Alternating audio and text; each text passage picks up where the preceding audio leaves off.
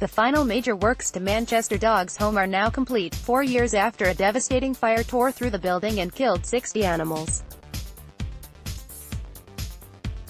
A brand new adoption centre, which was made possible through donations from MEN readers, cost £1.6 million to create, and marks the last of the renovations needed to get the sanctuary back in working order again.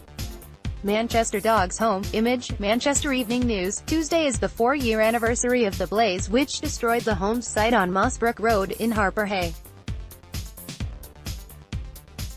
Following the horrific incident, kind-hearted MEN readers donated £2 million to help the home reopen.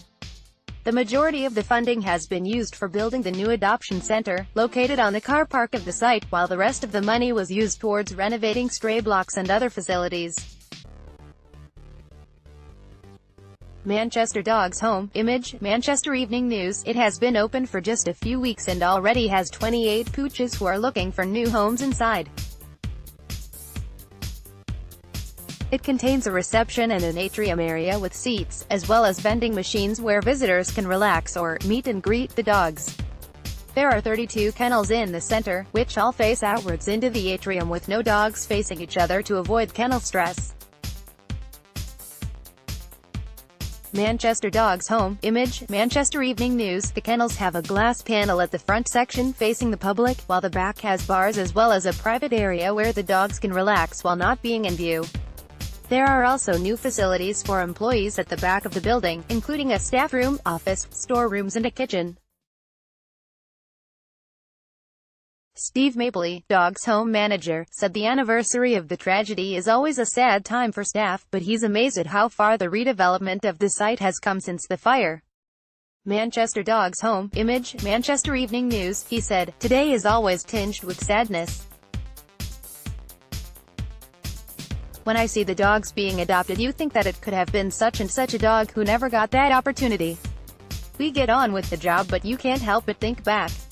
We have got this facility as a result of the incident. We would never have been able to build this without it, but would we want that sort of thing to happen? Of course not. We would rather have kept the dogs that we had." Manchester Dog's home. Image, Manchester Evening News. He added, "It has come an awful long way in 4 years. It is amazing to think following 4 years, we have now got this brilliant facility. The response from the public brought us up and held us and kept us going. There are now plans in place to create compound areas containing toys and other facilities so the dogs have room to play outside." A memorial garden funded by RBS has also been built on the site, and Steve has plans for another similar tribute to be created in the future. Manchester Dog's home. Image, Manchester Evening News. There are currently 28 dogs in the adoption centre who are looking for their forever homes. Here's a list of some of the pooches who are in need of rehoming. Anybody who is interested in adopting a dog needs to make an appointment first.